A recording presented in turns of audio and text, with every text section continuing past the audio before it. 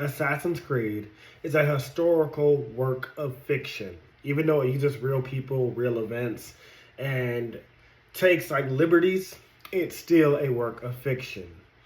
Otherwise, unless you forgot, since Assassin's Creed 1, tell me where the Apple of Eden is that is controlled by the Pope that controls the people.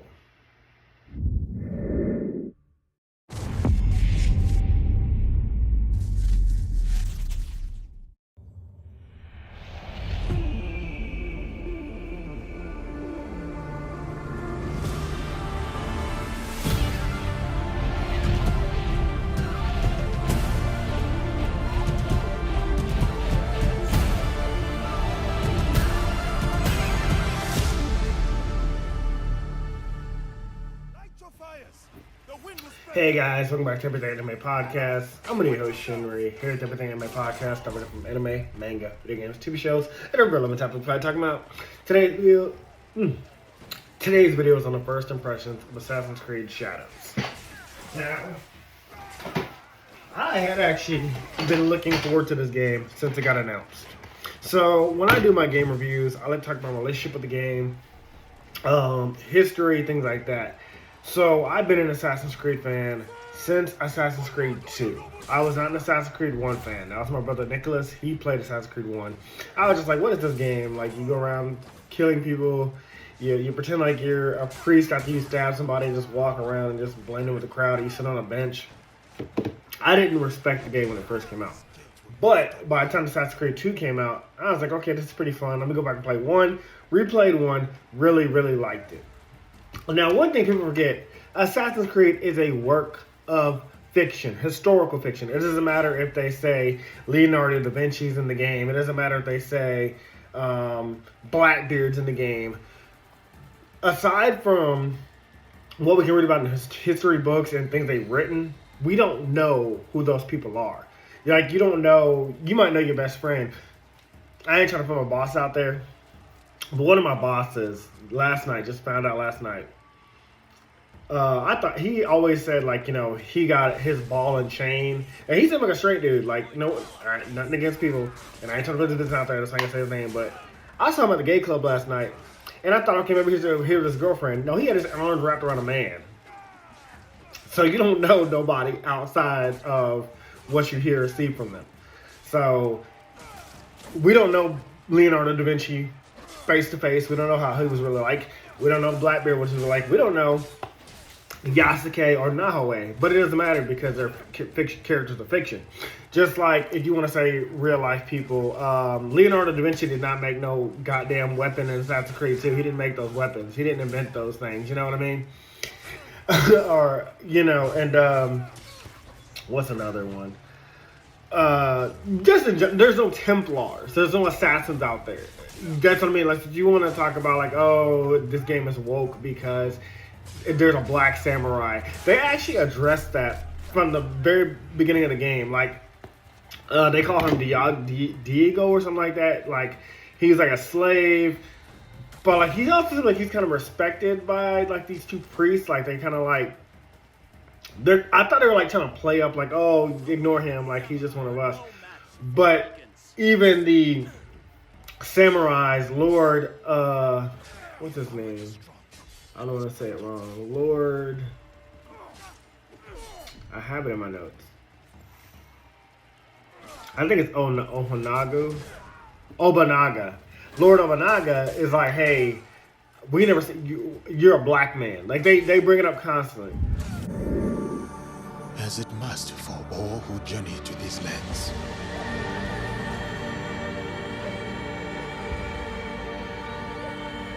A complex and precarious place.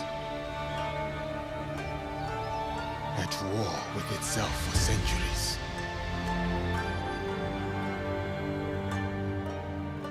From that chaos and bloodshed, my opportunity surfaced. In the form of the most powerful warlord their history had known.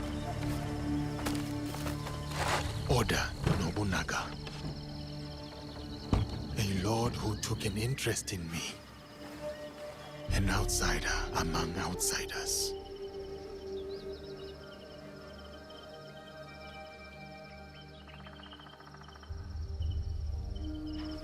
momento, Shugo. Tragam a cadeira, irmãos. Chegou na hora certa.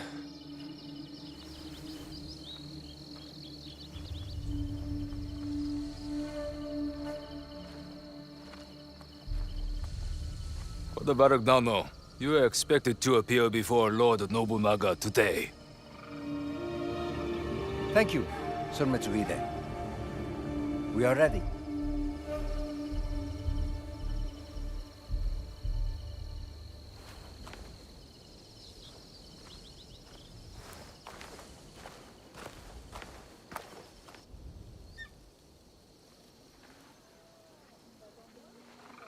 Não podemos falhar hoje. Viajar para além de Kyoto é cada vez mais perigoso. Sem a permissão do Lord Nobunaga, a missão dos jesuítas será um fracasso. Não podemos permitir. A nossa segurança deve-se ao Diogo. Sua presença manteve os monges e os bandidos bem longe. O Diogo não os deterá para sempre. Temos de garantir o favor do Nobunaga. Vamos ficar bem ocupados quando nos deitarmos a mão. O que tens a dizer sobre isso, Diogo? Gostavas de voltar a ver o oceano? Não sinto grande falta do mar. Considerando a quantidade dele que tinhas engolido quando te encontramos, percebo. Isso foi há muito tempo.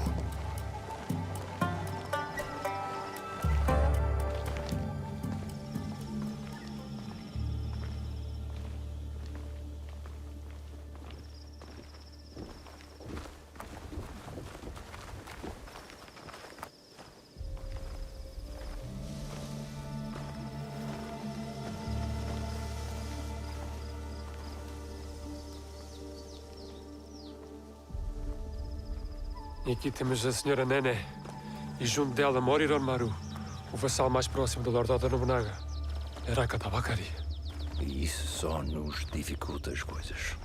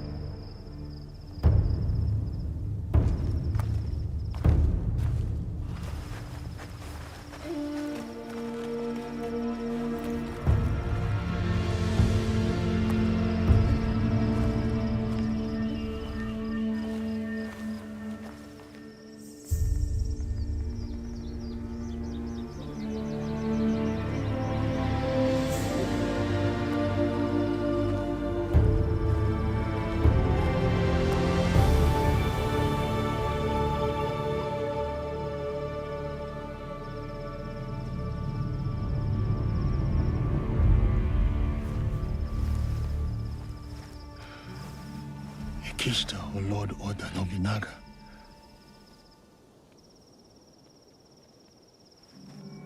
Vão chamar-nos para falar com o Lord Nobunaga em breve. Eu falo com ele. Viste como o Lord Nobunaga olhou para o Diogo? Será que nunca viu um homem negro antes?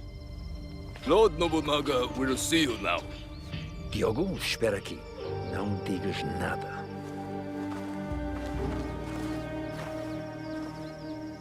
Lord Nobunaga commands that the black man join you.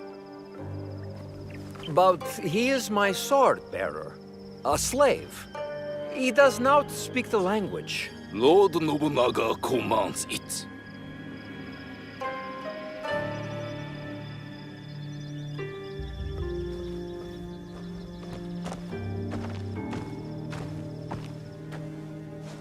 Devia ter deixado no porto.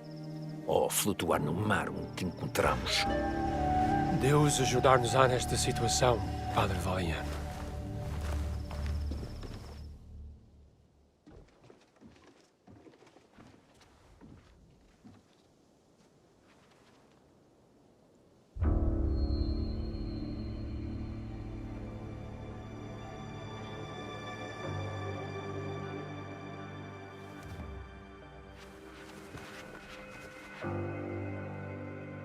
Lord Nobunaga, I present to you Father Valignano.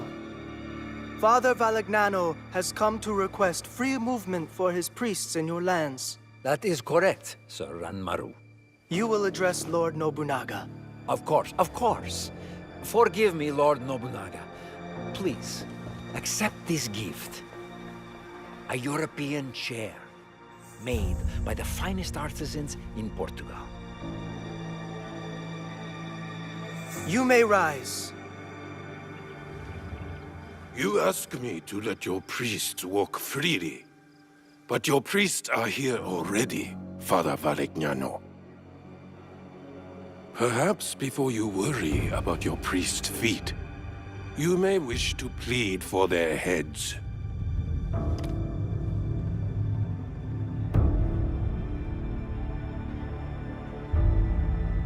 Your black man has the instincts of a warrior. As he realized the danger you are in, his eyes found every threat in the room. I'm sorry, Lord Nobunaga. He does not understand us. I would have many questions for this man, if only he understood. He is all the people of Kyoto speak about since his arrival.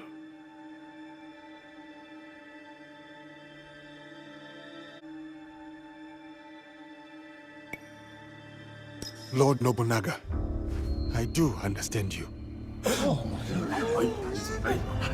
Have you been deceiving me, Father Valegnano? No, Lord Nobunaga. Even I am surprised to hear Diogo speak like this. Your name is Diogo? Yes, Lord Nobunaga. That is what they call me.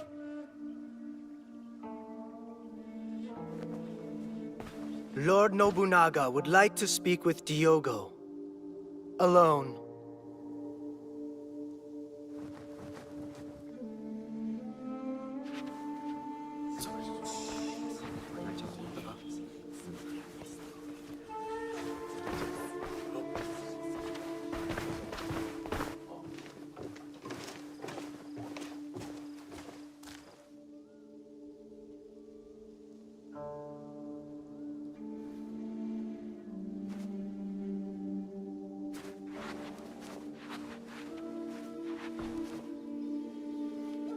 Sit.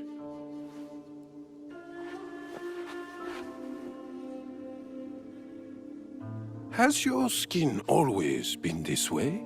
Yes, Lord Nobunaga. My homeland is very far from here. All the people there have this color. I had thought to kill you all. If the Christians were gone, it would be one less thing to consider. But they have proven fair traders, and a bulwark against the Buddhists. Luis Frois amuses me. We've shared tea. But this Valegnano I do not know. What are you to him, Diogo? I am like a bodyguard. I am to ensure he is safe in this land that is foreign to him. You are his bodyguard, but also his slave. Are you not? Yes, Lord Nobunaga. I am. Valegnano will not be pleased that I kept you here. What do you think he will do with you? Kill you? I do not know. I have been subject to worse men, and I yet live. These worse men? Who are they?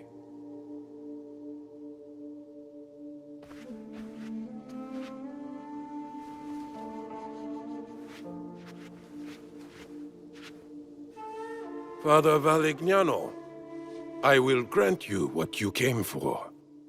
Your priests are free to move in these lands. Thank you, Lord Nobunaga.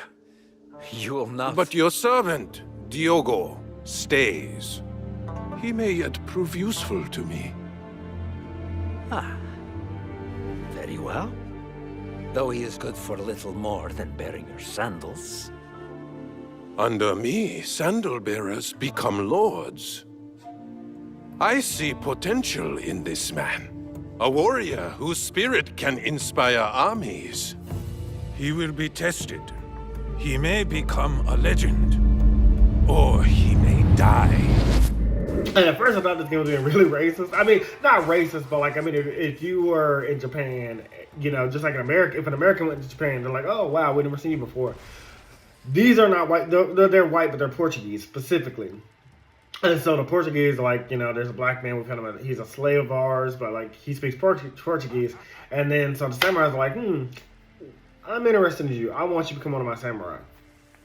I was like, that's kind of cool. Like, you know, he's interested in Yasuke, and like they say, he's like, oh, you can live, you can die. I don't care what happens to you, but I want you. And we're going to get into some things about that because I found out some things that this game has.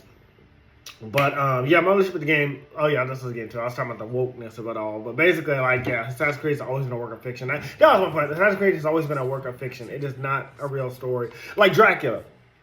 Vlad the Impaler. Like, Vlad the Impaler was a real person, but there is no Dracula out there. There is no goddamn vampire out there. And he ain't drinking blood. And he got to stab him, and he looking for 3 brides. You know what I mean? Works of fiction, that's just what they are. And we have a lot of those. Movies, video games, TV shows. There's a lot of works of fiction. So, but yeah, I started with Assassin's Creed 2, replayed 1, and I played every Assassin's Creed except for the ones on PSP and the one, I didn't play Assassin's Creed Unity. Because there's another controversy people have and about like the LGBT thing. We can get into that too. And I didn't play Valhalla. So I had played, I was not ready for this video. I have played 1, 2, Brotherhood, Revelations. Yeah, I played Revelations. 3, 4, Rogue, which not many people have played Rogue. Assassin's Creed Rogue came at the same time as Unity, but Unity was bigger, so Rogue just kind of got pushed to the side, but I played Rogue. Then I played Origins, which is the best one. I got the fucking Steelbox edition. Assassin's Creed Origins, I want to review this one day. Such a good fucking game. Such a beautiful game. Played Odyssey. Oh, played Syndicate. Syndicate was also in there. So actually in Syndicate, that was the first time we actually got to play dual protagonists. Before Assassin's Creed Syndicate, you only played like a single protagonist. Like it was always just like one protagonist, and it was usually like a male. And then Syndicate introduced like a male and female, and like the sister, whatever brother and sister, the brother played like, you know, the kind of how Yasuke does, like how you're playing like Yasuke. The brother played like Yasuke, like he couldn't really do stealth. He kind of just like went in and attacked. And then the sister was all about the stealth. That's Nahue and Yasuke. They are literally taken from Syndicate. This is from Syndicate. And then Origins, I think there's dual protagonists, but I think they do the same thing. Odyssey actually introduced the LGBT thing where you could be, it's not really LGBT, like you can just, as a character, if you play a male, you can choose to date a male or female, and then females vice versa. Same with, I think Valhalla does the same thing. So the LGBT thing is not a new thing. It's not a thing that was brought in the shadows. It's been a thing since Odyssey that you could be gay or straight. And actually Rise of the Ronin has the same thing. Rise of the Ronin has a thing where like you can, I think it's called it's not romance. You have to build a relationship with the characters. There are like 15 possible characters you can be with, male or female. Because also in Rise of the Ronin you can play the male or you can play the female, and you can design them how you want. And yeah, so those are options. You can date all those people actually. Well, I mean, yeah, you can romance everybody in all the Assassin's Creed since Odyssey as well. You can choose to romance them. So it's not LGBT. It's like you're playing that character. You are playing Yasuke. You are playing Nahue. You are playing the Ronin. You are playing Bahika, whatever his name was. You're playing those characters. That is you.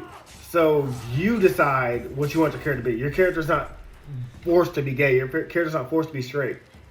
You know, Persona 5 or all the Persona games, I actually have a problem with, because like all the Persona games force you to only be in a relationship with women, and I get it. The main character's a guy, but like, I mean, maybe a girl's playing it.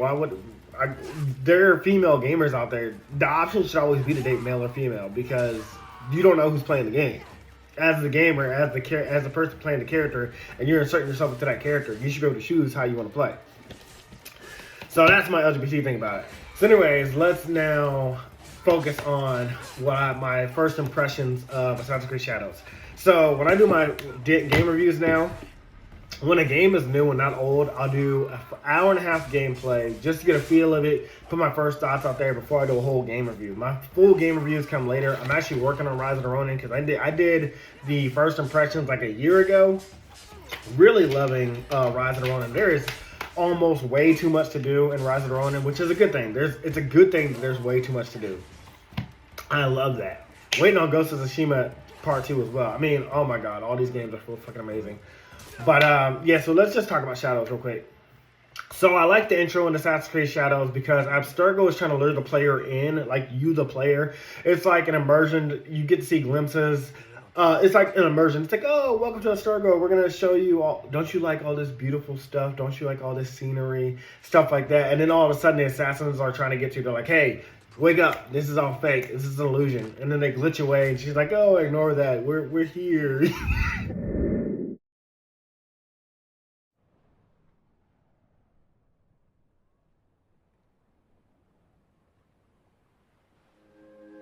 Welcome. A beautiful place, isn't it? A fresh sea breeze, the warm sun. This beach belongs just to you. It doesn't exist out in the world. Everything you see here is from the past, your past. One of your ancestors visited this place long ago, forever writing their memory into the fabric of your DNA. Animus Ego unlocks these genetic memories for you. To sense. Wander. And connect. Like grains of sand which began as rocks, you have been shaped by these past lives, honed into who you are today. You're being lied to. Your journey to mindfulness begins through these ancestral memories for a total perspective on what makes you you. New memory streams are activating now. Erase self-doubt, fear, and weakness. Give yourself the confidence to conquer the world. Follow the train and we will be in touch. Welcome to the dark. It's fucking cool. Now, some people might say like, oh, this is just trying to bring the characters in. Do not forget, if you've played all these Assassin's Creed 4, you play as a new employee at Abstergo. Third person, you don't get to see the character's face. It's not like 1 through 3 where you play as Damon or Desmond and you have like a third person view. This is all first person view, like hardcore Henry and Assassin's Creed 4. And you're a new employee at Abstergo and you're kind of like going around hacking computers, reading emails, listening to conversations, and then you slowly develop real life assassin abilities in real life. It was given that, like, it's a continuation of Assassin's Creed 4. Like, I know the outside parts of Assassin's Creed, they started going off the walls, bringing in, like, gods, Greek gods, and angels, and Loki, and I don't know. Assassin's Creed dropped the ball at some point after 3. But it's still a great game. It's still pretty fun. But I just like that, like, the Abstergo aspect of, like, it's coming back and oh yeah, you're trying to be immersed into it, because we haven't even seen if there's like an outside version of this, like where the character you play as another character and they're trying to like in present day trying to figure out or being put in the animus. I haven't seen that yet, because normally they do that in the very beginning of the game or after the first intro credits, but nothing like that's happened yet. I also have to respect that they allow allow you to play the way you want to play. For the first time, they have something called canon mode, where it removes all your choices from the game and you play the story the way, not the way that it's intended, but the way that the story would intend it. Like, you get to see the way that they have the story played out. So all your choices are removed. That's just a choice. You don't have to play canon mode, but that's a choice. You just want to like follow the story, see how the developers planned it out. But it also means that there's multiple outcomes, because the fact that you have a choice and then there's something called canon mode means that there are choices in this game that you're going to choose that'll decide different outcomes. Like, I don't know if there's multiple endings or not, but I have read one thing. I spoiled one thing for myself because I was curious about it. Your character can live or die based off the choices you make. They went for like Until Dawn, The Quarry kind of gameplay, infamous kind of choice, BioShock kind of choice. I don't know how big the ramifications are, but the fact that a character can die and be out of the game, that's pretty cool. So I'm going to be very careful with my choices, or I'm going to choose the choices that I would choose and then find out about it later. Oh, what's that other game? Fuck. What is it called? That game where like the cyborgs are trying to come to real life and shit.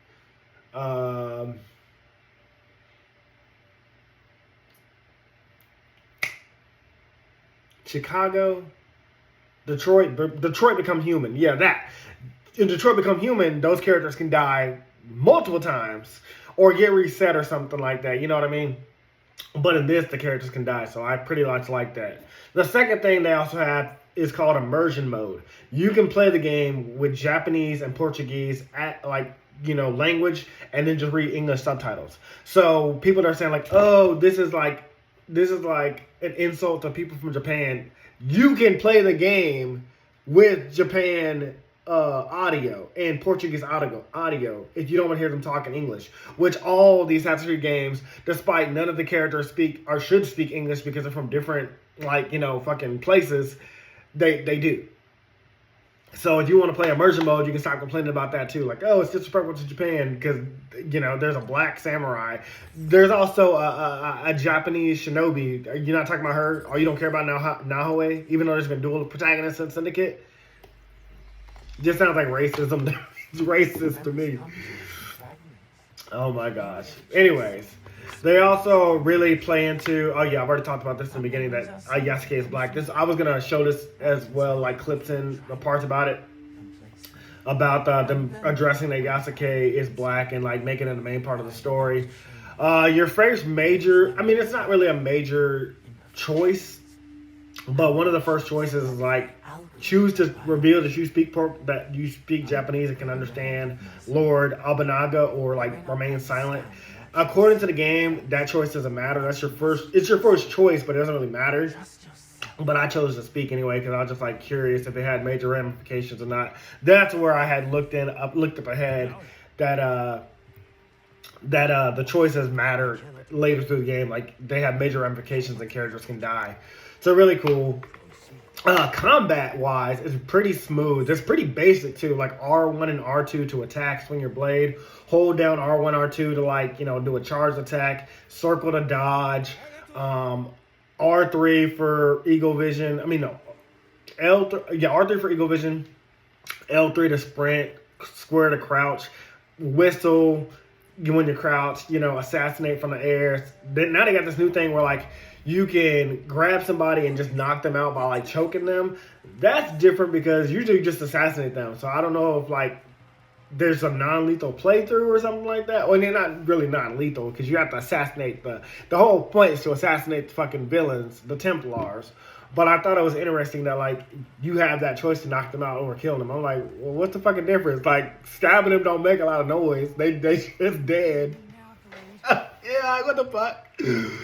But I don't know. I thought that was pretty cool. That like a nice little thing. And now you have like this grappling hook thing, which I'm getting used to in Rise of the Ronin. But you have this grappling hook thing where you can like now swing ahead and like air assassinate from the air. That's pretty cool. I like doing that.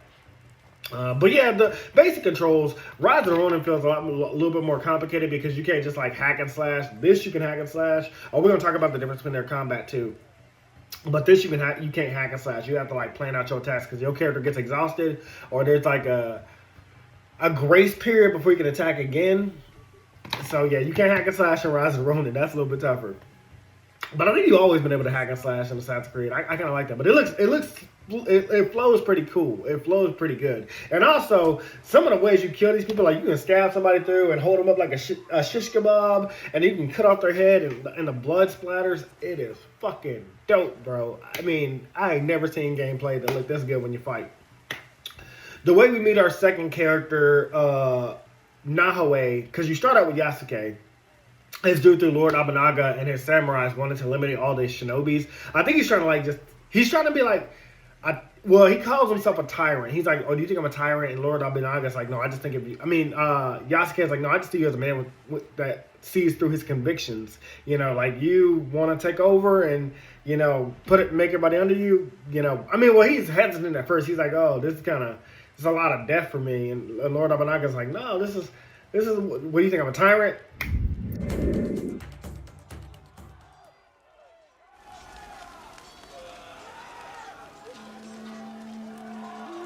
Can you feel the breeze, Yasuke? It fans the total destruction of Iga. A most perfect night. Ready to finish them off? At your command, my lord. What is it? I've never fought a battle like this. So many lives. Ever the righteous man.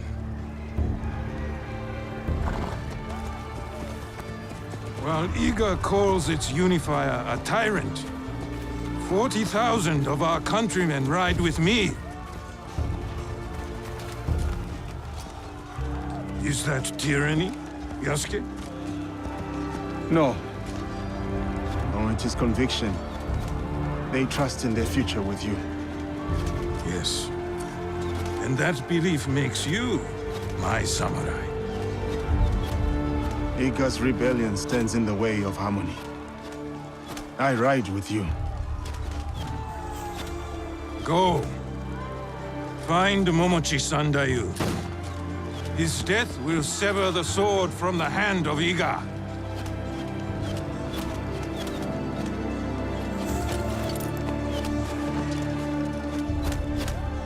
That's how our conversation kind of goes. But that's how we meet our second character, Naoe, because she's a part of the shinobis that are like trying to defend themselves. And they also are protecting a box. We don't get to see what's in the box, but you can obviously tell it's going to be like some kind of apple of Eden, some kind of object of Eden that the Templars want to get their hands on. And so that's what we also get a feel for them. So Yasuke's attacks feel heavy and strong. Like Yasuke feels like a tank. Like he really does feel powerful. When he swings his blade, when he charges his attacks, he feels powerful. Whereas Naoe feels lightweight but swift. So like Naoe, she's doing damage quickly. Yasuke's doing damage quickly, but Naoe, she's taking her time, but she can still do some damage. So I like that they're like great counterparts for each other.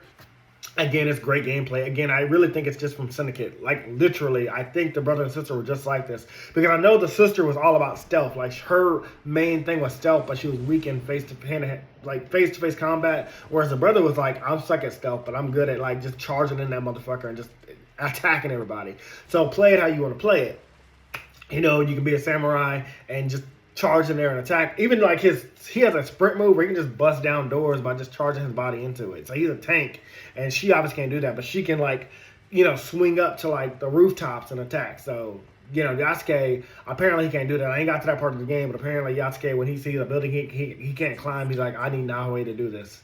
So I'll probably be playing Naoe just because like I want to do the assassin kind of style, because there's never been in this.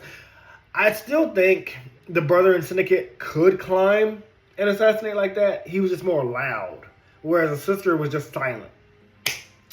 So yeah, that's basically the thing. Like Naoe's kind of protecting it, and Lord Abinage wants to get the object of Eden. Now I thought like Yasuke would run into her, and then they would fight over it, and like that's how they would meet each other. But I guess it makes more sense. Lord Abinaga would like be the one to take her out and like knock her ass out. It could have been that Yasuke and Naoe fought over the box, and then, she might get it or get it back, and then Lord Abinaga takes it anyway. But that didn't happen. So where I'm at, Yasuke and Naoe still have to run into each other. So I'm curious about how Yasuke turns, because Yasuke currently is under the Templars. Whether he knows it or not, he's a Templar. And then Naoe is a part of the Assassins. So even though she don't know she's a part of the Assassins, she's not even aware of what she's even protecting. She's not even aware of what the Assassin's Creed symbol is when she comes across the symbol. So I'm curious about like how this is gonna turn out. Now, Naoe eventually does manage to sneak back into the base and steal the box back, and she's almost about to get away. Like, there's a really cool thing where she's almost about to get away, but she gets cut off by like these two Templar samurai, and her father shows up and he protects her in a really cool scene. But then all of a sudden, all the Templars we're gonna face, all the samurai Templars we're gonna face show up, and this man realizes he's outnumbered. And it's so cool because you can see like he's ready to drop his blade. He's like, I'm fucked. I'm about to die. But he looks back and sees his daughter, and he's like, grips it harder. Like, he ain't gotta say a word. You can tell by his body language. He's like, I'm about to die, but I can at least take some of them. I gotta fight for my daughter. She's right behind me. If he was by himself, he would have just gave up the blade and like, you know, it's over. I can't take all 12 of you by myself.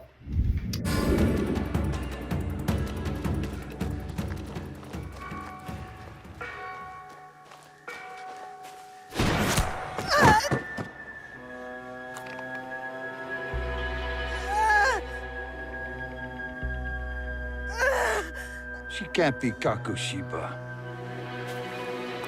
She's just a child. She's like a cat with a gold coin. She has no idea what she carries.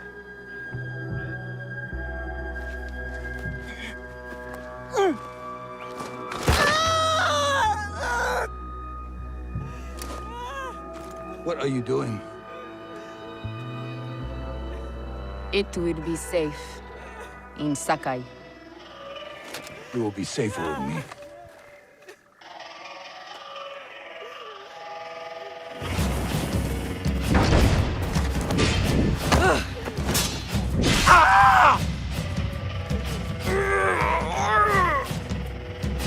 Merda!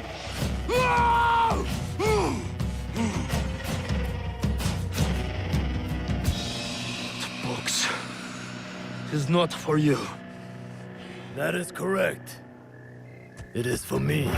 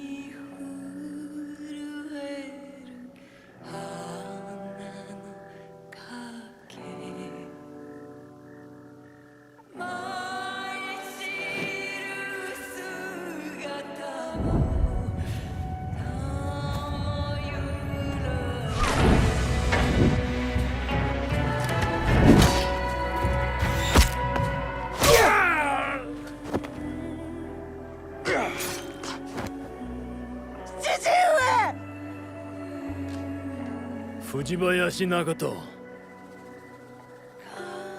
The Kakushiba ends with you.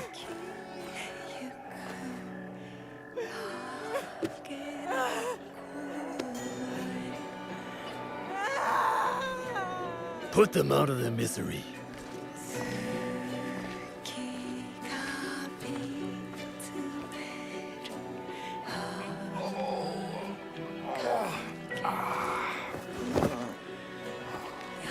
Your life's work is undone tonight.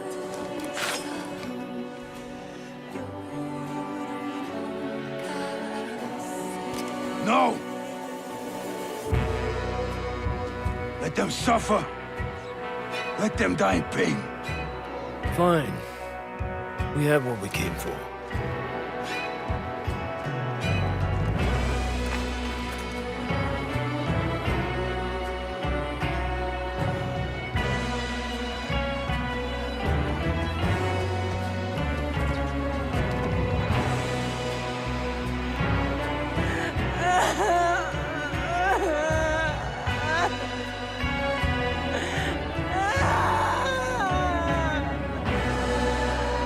But he went out like a samurai, and I gotta give him props to that. Even they give him props for that. Like they kill him, but like you know, they could have did it in a disrespectful way, but they you know, even the way the Rise of the Ronin tells you, like, you know, like at the end of the game, like, because that's Ghost of Tsushima. At the end of Ghost of Tsushima, you know, because you have no choice but to become the ghost. The game is called Ghost of Tsushima, but becoming the ghost is the opposite way of being the samurai. So when you have to kill your uncle, spoilers for Ghost of Tsushima, a game that's 4 years or older.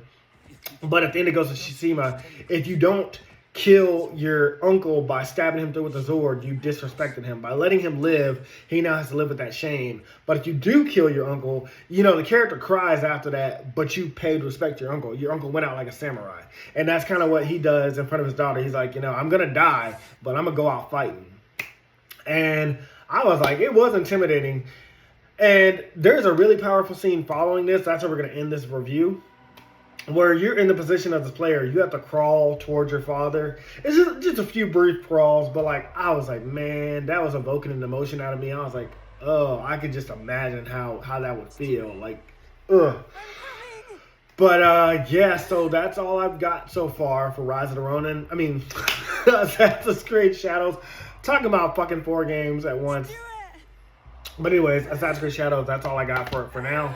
I am enjoying it. The game looks beautiful. Do not listen to other gamers. If you are interested in Assassin's Creed Shadows, I recommend playing it. I think it's beautiful. I think it's fun. Assassin's Creed Shadows is not woke.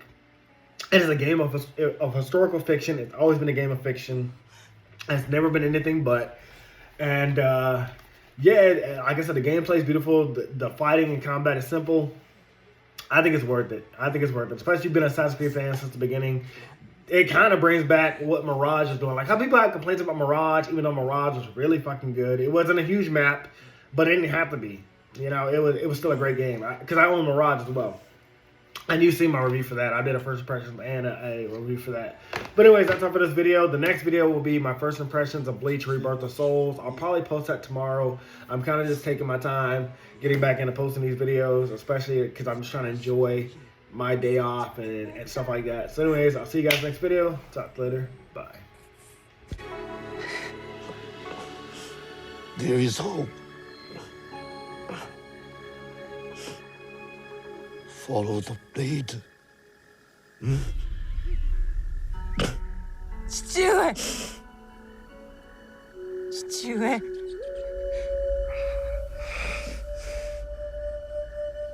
Remember the song in the music. We are together. Always.